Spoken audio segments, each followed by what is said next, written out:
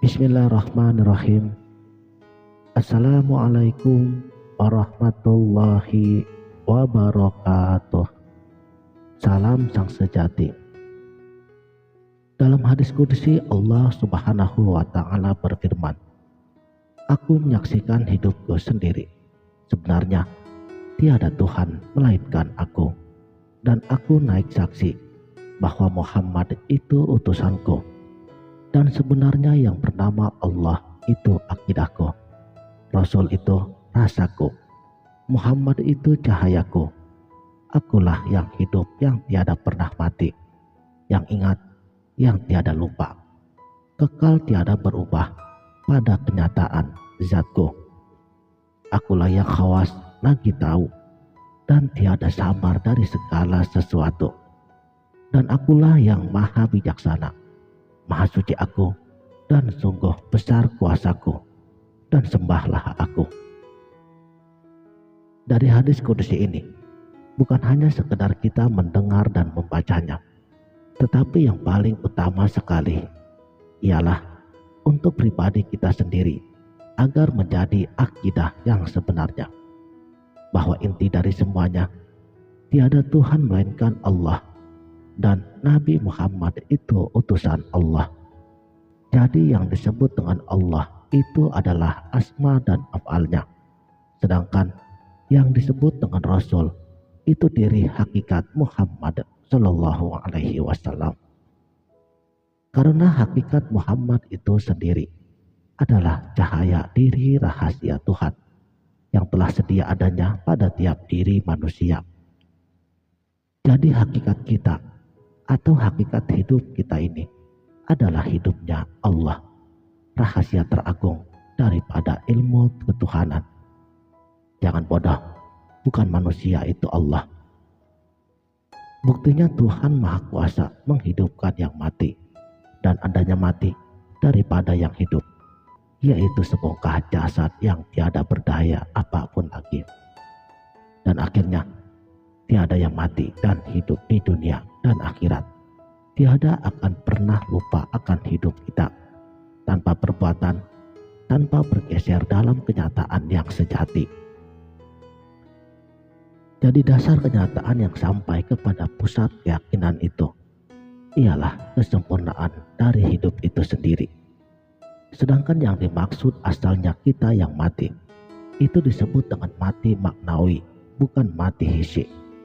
Karena sebenarnya dari kehidupan ini, itulah dia zat yang maha suci, yang tiada berhuruf dan tiada bersuara, tiada kata-kata, tiada nama, tiada warna-warni, tiada roh, tiada jasad, dan tiada apapun lagi. Itulah yang disebut dengan jibu. La biharfin wala sautin, tiada huruf dan tiada suara.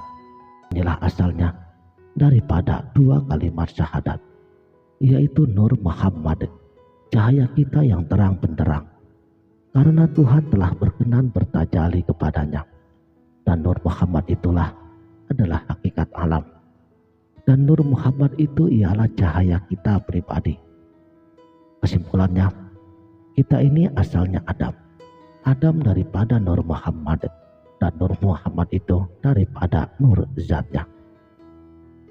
Maka wajarlah jika kita ini telah esa dengan zat Allah, karena zat itulah yang awal mula segala yang wujud.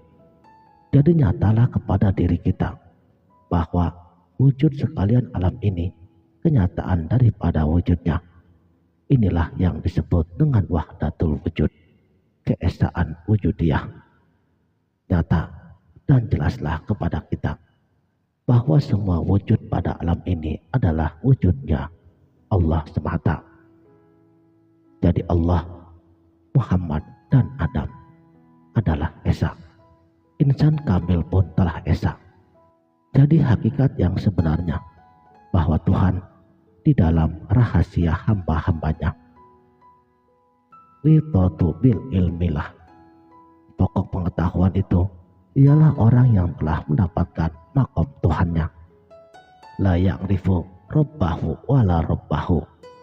Artinya barang siapa yang mengetahui ilmu yang satu ini dan dapat mengamalkannya, niscaya sempurnalah ia di dunia dan akhirat. Syahadatnya para rasul daripada nama rasul utusan Allah. Asyhadu an la ilaha illallah wa asyhadu anna Muhammadar Rasulullah. Asyhadu an la ilaha illallah wa asyhadu anna Adam khalifatullah. Asyhadu an la ilaha illallah wa asyhadu anna Nuh habibullah. Asyhadu an la ilaha illallah wa asyhadu anna Ibrahim khalilullah.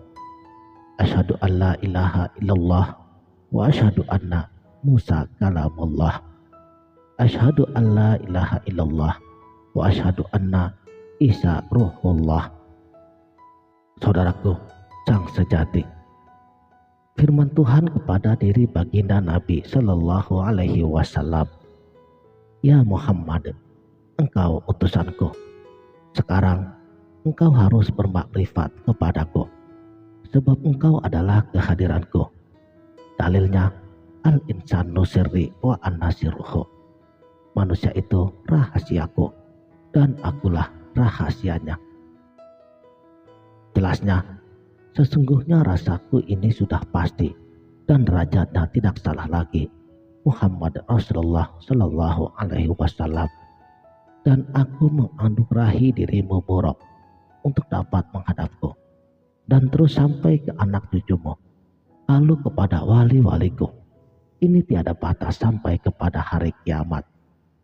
Kesimpulannya, apabila Nabi kita mi'raj, maka kita pun mi'raj adanya. Kalau tidak demikian, maka tersalahlah makrifat kita kepada Allah Subhanahu wa Ta'ala. Karena hakikatnya, sekujur badan kita ini telah menerima keadaan dalam wujud pribadi. Jadi hakikat diri Adam adalah sebagai perwujudan diri kita sendiri, yang secara nyatanya telah ada pada diri kita. Pendengaran, penglihatan, perkataan, penciuman, dan napas kita yang sudah pasti pada hakikat Muhammad itu adalah rasa di dalam jasad. Sekarang resapilah hadirnya dari penglihatan, pendengaran, penciuman, pengrasa, dan pengucapan. Semuanya masuk ke dalam rasa. Wujud juga adalah sebagai bukti. Jadi pada hakikatnya seluruh rasa itu sudah menyatu atau menunggal di dalam jasad kita. Tentunya tidak ada kekurangannya lagi, bukan? Makanya di dalam hadis qudsi Allah Subhanahu wa Ta'ala mengatakan, "Tidak ada Tuhan melainkan aku, dan Muhammad itu adalah utusanku." Makanya kita pun harus demikian juga adanya. Kalau tidak, tersalahlah makrifat kita kepada Allah dan Rasulullah.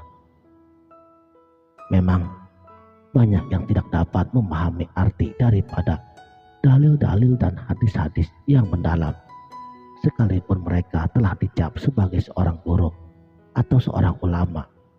Tetapi mereka belum tentu dapat memahami dalil dan nas daripada hadis-hadis qudsi yang mendalam dan yang penuh dengan liku-likunya. Karena memang sulit kalau tidak ada pertolongan, ilham dari Allah Tuhan Rabbul Alamin.